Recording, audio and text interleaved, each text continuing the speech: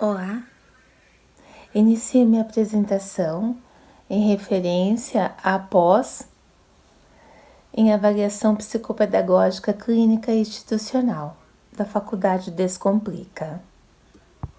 E o comportamento, como ele acontece, como ele se dá. Por que as pessoas cometem ações? O que as mobilizam efetivamente? E por que elas fazem o que elas fazem? Não é? Esse é o mote inicial da minha pesquisa, da minha apresentação. É importante destacar que há dois tipos de avaliação psicológica: a avaliação diagnóstica funcional e a avaliação diagnóstica topográfica, afora os níveis de explicação. É importante destacar que a avaliação psicológica ela parte, a definição primordial, que ela parte de uma tomada de decisão do sujeito.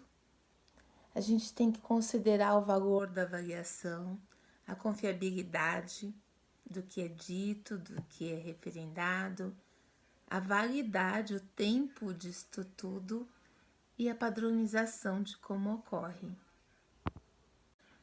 Os instrumentos avaliativos partem de medidas diretas, que é a observação direta do sujeito, do cliente, do paciente, e as medidas indiretas, que partem das entrevistas e de testes e inventários. Essa coleta de informações, tanto na entrevista como na observação direta, deve se ater de como deve ser conduzido, de como deve ser observado e as vantagens e as limitações para tanto. Os pressupostos da análise do comportamento, ele tem muito a ver com as interações do organismo e o ambiente. Deve-se procurar por relações funcionais. Cada indivíduo é único. Conclusões gerais devem ser tomadas com muito cuidado, A gente não pode ficar generalizando situações. É de fato considerar que esses pressupostos da análise do comportamento é uma possibilidade de se fazer a ciência, de se pensar na questão acadêmica e na questão de ciência.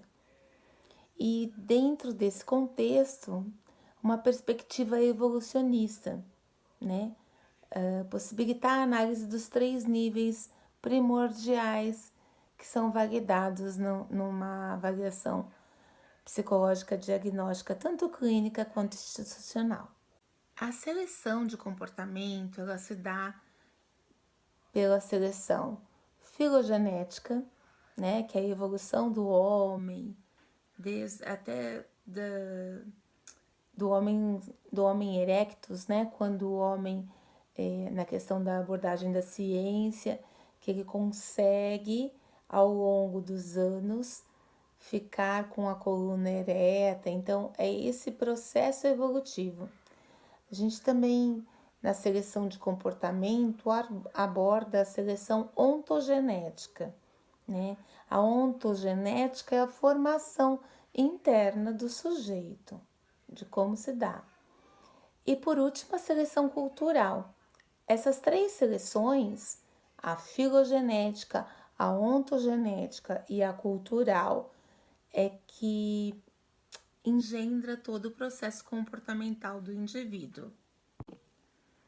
Na avaliação funcional, os objetos de estudo, as relações, partem do organismo e ambiente, como eu já havia dito. E nesses conceitos de ambiente, nós temos o ambiente externo, que é o ambiente físico, social, e o ambiente interno, que tem a ver com o sujeito, que é biológico, histórico.